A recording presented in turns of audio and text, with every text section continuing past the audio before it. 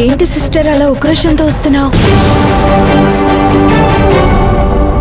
ఏంటి సిస్టర్ అలా చూస్తున్నావు? ఏమైంది నీకు? నిన్నొక విషయం అడిగినా సరే నీకు గతంలో ఏం జరిగిందో తెలుసు కదా? నీకు గతం గుర్తుకొచ్చింది కదా?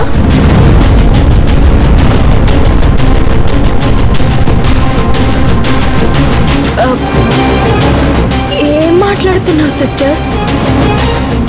నాకు గతం గుర్తు రావడం ఏంటి? అవును సిరి, ముమ్మాటికి నీకు గతం గుర్తొచ్చింది.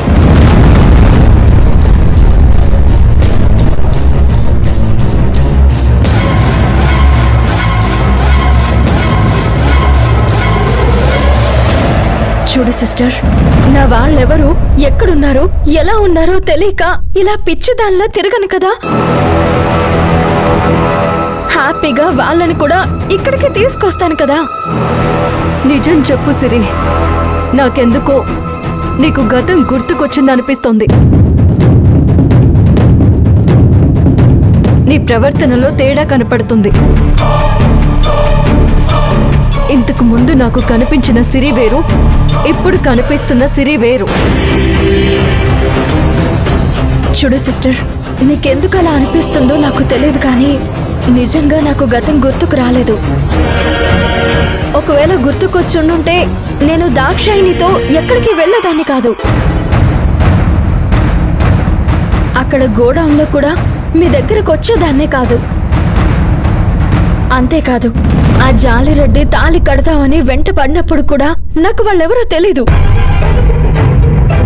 పిచ్చిదాన్లా జరుగుతున్న వాటిని చూస్తూ ఉండిపోయాను కదా. నువ్వన్నట్టు నాకు గతం గుర్తుకొస్తే అలా చేసేదాన్నా? నేను మాట్లాడుతుంది అప్పటి గురించి కాదు, ఇప్పుడు జరుగుతున్న వాటి గురించి. నీ ప్రవర్తన, నీ చూపుల్లో తేడా, ఏదో తప్పు చేస్తున్నావని నీ కళ్ళల్లో కనిపిస్తోంది.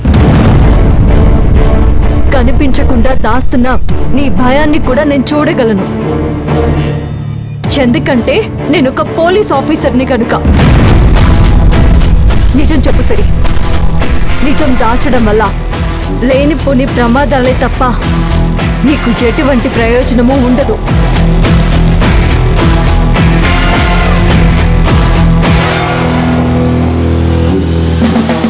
నేనెందుకు అలా దాస్తాను సిస్టర్?